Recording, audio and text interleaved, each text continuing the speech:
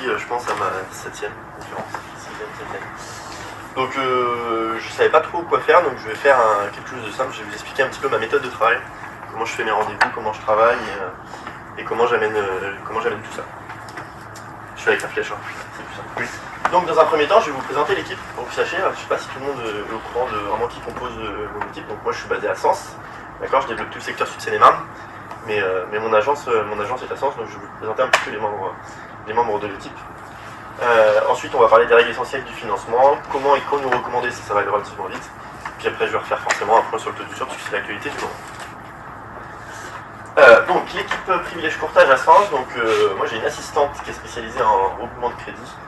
Donc, pour tout ce qui est problème de trésorerie, on est capable de regrouper des crédits, de mettre des enveloppes supplémentaires, et voilà, pour diminuer la mensualité et du coup augmenter le capital. Donc ça, c'est Marine qui s'en charge, et parce qu'elle la connaît, puisque on a souvent affaire à elle, puisque c'est elle qui envoie les mails, qui s'avance les notaires, à toutes ces petites choses. On a alors nous, ce qu'on appelle un team leader, en fait, c'est quelqu'un qui gère plus ou moins l'agence, je ne sais pas tous le même statut, mais quelqu'un qui gère plus ou moins l'agence. Donc c'est Romain avec qui je travaille depuis 5 ans, tout comme Marine d'ailleurs. Et ensuite, il y a 4 courtiers confirmés, donc il y a moi qui suis secteur 77, Nord 89, on va dire un petit peu 45, Romain qui fait les 3, et Gwendoline et Jade qui sont elles, sur le secteur de Serre. Donc les règles essentielles du financement, en fait depuis le 1er janvier 2022, donc tout ce qui était recommandation du Haut Conseil de stabilité financière sont devenues des lois, c'est-à-dire on doit limiter à 25 ans la durée des crédits immobiliers, hors différé quand c'est une construction ou qu'il y a des travaux, donc on peut faire du 25 ans plus différé par exemple, le temps de la construction, quels accords de particulier, et est-ce que le taux maximum d'endettement, donc ça c'est toujours pareil, c'est 35% des revenus. Alors il y en a beaucoup qui me disent avant c'était 33, certes avant c'était 33, mais maintenant on est sur du 35% assurance incluse. Voilà. Donc ça c'est ce qu'on ne doit pas dépasser. Alors après, on peut y aller à la marge sur certains profils, certaines banques, mais pas sur la résidence principale, uniquement sur du locatif. Et encore, c'est devenu très complexe, contrairement à avant où on a emprunté, j'ai déjà fait des dossiers d'endettement, alors où on était 50-55%, ça arrivait, c'était pas pour autant qu'on impactait le reste à vivre, mais aujourd'hui c'est vachement limité. Alors, les étapes d'un financement, donc ça c'est un petit peu comment je travaille quand je rencontre un client, puisqu'il faut savoir que moi je préfère suivre les clients de A à Z, c'est-à-dire pas forcément une fois qu'ils signent le compromis, mais bien avant, pour les aider en gros à acquérir le bien et leur dire quoi faire et comment le faire. Donc, parce que mon but, avant tout, c'est d'être conseiller financier, et dans le conseiller financier, il y a conseil, donc de les conseiller. Donc la première chose que je fais quand j'évalue la capacité d'emprunt d'un client, c'est-à-dire le budget, ce qu'on appelle, nous, dans notre jargon, un calcul d'enveloppe. C'est-à-dire par les revenus et par la situation, de dire voilà, vous pouvez acheter des biens à tel prix, voilà, au maximum, et on se basera là-dessus, et en fonction de ça, on arrivera à faire des simulations de financement.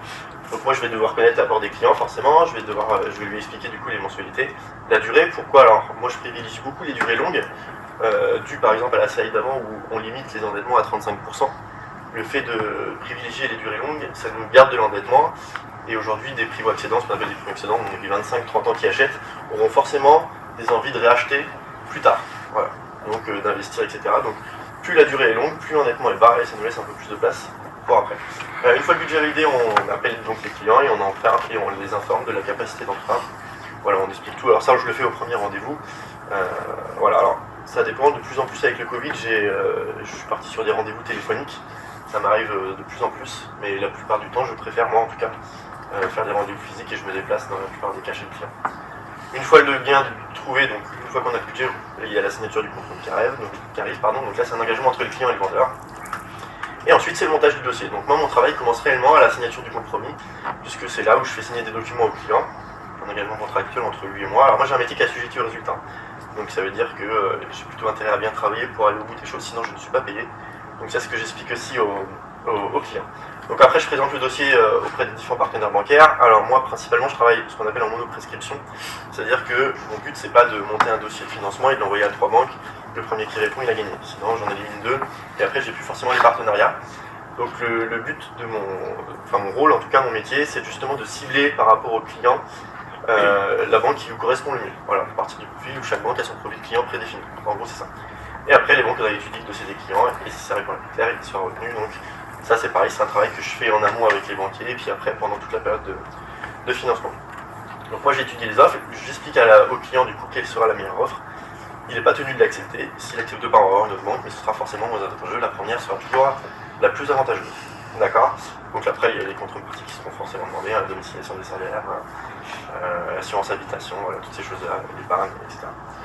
Ensuite, je prends le rendez-vous donc à la banque avec le client. Donc, j'accompagne le client au rendez-vous banque où je lui présente une nouvelle banque. Je reviens sur toutes les conditions bancaires que moi j'avais au préalable négociées. Et surtout, on parle justement de la relation qu'il peut avoir, de la future relation qu'il aura avec le banquier ou la banquière, tout simplement. Ensuite, il y a l'édition des offres de prêt. Donc là, c'est pareil, je l'accompagne, je les vérifie. C'est moi qui les envoie au notaire. Et une fois qu'il y a une date qui est définie, c'est moi qui appelle les fonds auprès de la banque pour les envoyer chez le notaire pour que le jour de la signature, le client il soit ni stressé ni quoi que ce soit. Ça peut arriver, j'ai déjà eu le cas où j'ai un notaire qui m'a appelé le matin pour une vente l'après-midi, il n'avait pas les fonds. Et là, il faut courir. Donc il faut avoir les bons contacts, il faut avoir les bons appels. Et voilà, j'ai jamais eu de problème quand il y a une signature qui ne s'est pas faite le jour J. Voilà, en général, on arrive toujours.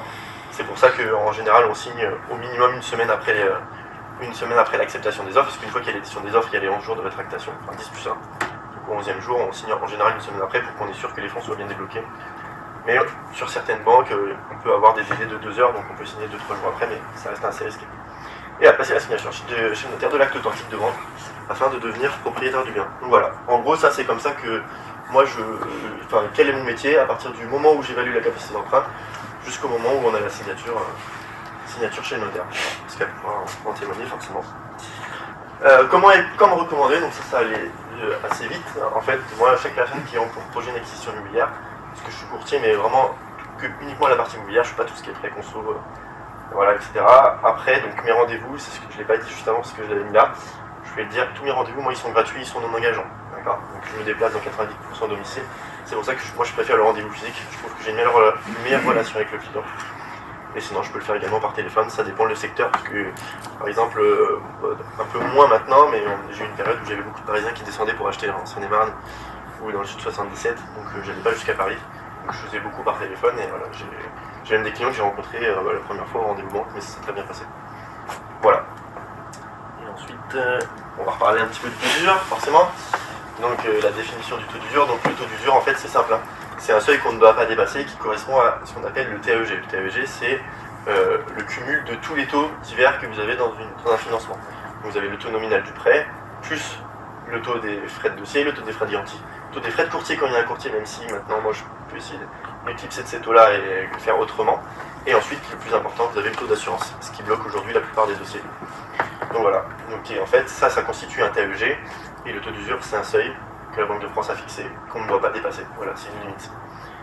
Donc là, je vous ai mis pas 2-3 exemples, mais un petit peu les textes de loi. Donc depuis juillet 2022, voilà, on était à 2,60, donc il est passé en octobre, vous voyez l'augmentation, hein, à 3,03 en octobre 2022 et à 3,57 en janvier 2023. Et on espère une mensualisation en mars 2023. Il faut savoir que le taux d'usure, c'est basé sur les 3 derniers mois relevés d'un tiers.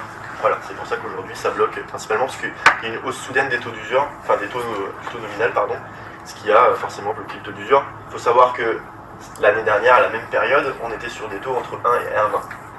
Voilà, et aujourd'hui on est à 3. Pour vous montrer un petit peu comment ça a évolué, je vous ai montré du coup un schéma, ce qui va reprendre, vous voyez, janvier 2021 on était à 1,05, janvier 2022 on était à 0,98, donc on est sur 20 ans.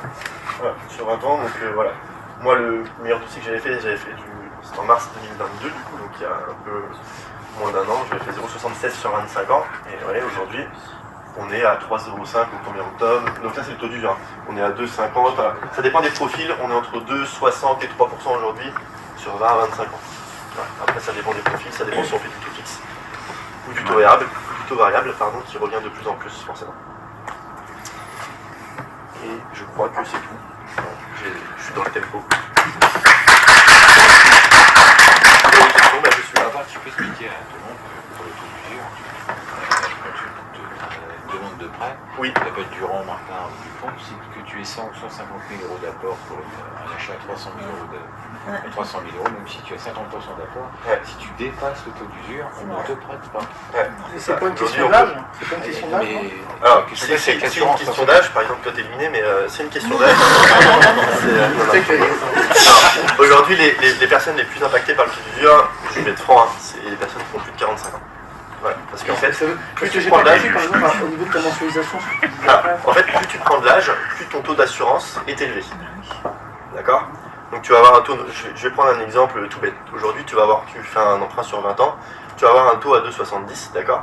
Si ton taux d'assurance, par exemple, est à 1%, en fonction de ton âge, tu es déjà à 2,70 plus 1%, tu es déjà à 3,70. Donc tu dépasses le seuil de 3,57. Donc tu n'es pas finançable. Tu peux avoir 50 000, 100 000 euros d'apport, tu peux avoir 10-15% d'endettement, c'est hors la loi. Donc pour l'achat d'un bien à 500 000 avec 250 000 d'apport, Tu passes pas. Tu n'es pas forcément finançable. Non, tu n'es pas forcément finançable parce que tu dépasses le taux d'usure. Alors après, il y a des solutions. Même si tu gagnes 5 000 euros. Voilà. Après, il y a des solutions. Les solutions, c'est de faire une assurance en extérieur, avec Pierre par exemple, voilà, de réduire un petit peu le coût de l'assurance. Parce que là, on parle des assurances groupe, donc des assurances, ce qu'on dit mutualistes. Mais sinon, non, c'est pas forcément. Et en fait, il faut savoir, et ça c'est dur à expliquer aux clients, il y en a qui viennent des fois qui achètent des biens à 130 000 euros, ils me disent ouais, moi j'ai 80 000 euros d'apport, comme ça j'emprunte le moins possible. Moins t'empruntes, plus le taux est élevé. je sais pas, Voilà. c'est pas très clair chaque fois. C'est le Les calcul. banquiers qui sont... C'est le calcul bancaire. C'est le calcul bancaire. Et moins t'empruntes, et en fait plus c'est condensé, donc plus le taux est élevé. Tout simplement. Alors imagine, le banquier n'est pas clair, et il a affaire à des assureurs. T'imagines un peu le... Ça fait longtemps qu'il est donné à ta classe. Je vais te donner un exemple qui va aller plus parlant pour toi. Si tu bois de l'alcool par exemple, tu vois, Non. en 2 heures si tu bois 3 verres, tu vas avoir un taux plus important que si tu le bois en 6 heures.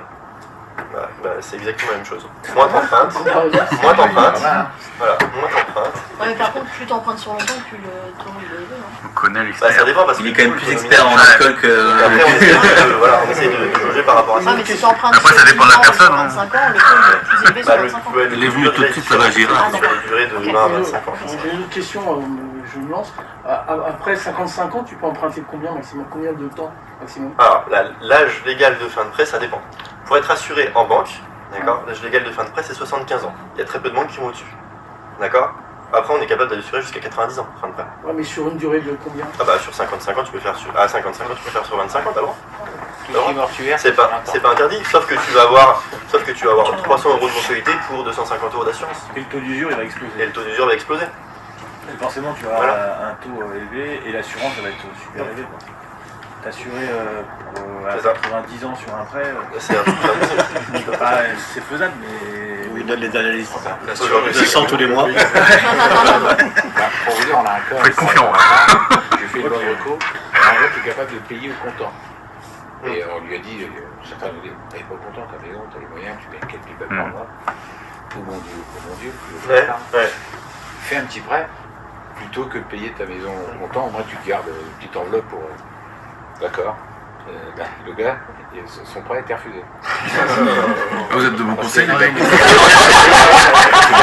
C'est vrai, il a raison, c'est pas ce que tu dis. On verra pas de marre. Ok, il était pas content là. à cause du taux, je sais pas Ouais, quoi. mais après il y a toujours des solutions. Moi j'ai des clients qui m'appellent et qui ont des problèmes de taux d'usure. Après il y a des solutions, ça dépend aussi. Nous on essaye de se battre aussi pour que les banques elles excluent du TAEG la partie assurance. Ouais, bah, chose Si qu'on on comprend faisait pas, ça c'est aujourd'hui, qu'ils ont- ouais. on n'aurait plus aucun problème. On comprend Mais pas, ça c'est veut dire qu'ils que ont t'as du su mal à faire les l'établir frais à aujourd'hui, certains, alors. jusqu'à je sais Non, pas moi, combien, je sais pas et qu'il y a des aujourd'hui, profils ils ne peuvent rien paquer.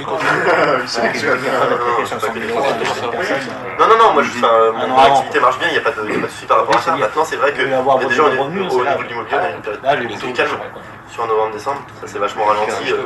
Aujourd'hui, même là, d'après les sondages, aujourd'hui, les gens qui veulent On emprunter, sait plus quoi faire. la plupart ils arrêtent parce que les taux sont trop élevés. Donc c'est même pas un problème de taux d'usure. Et c'est quoi mon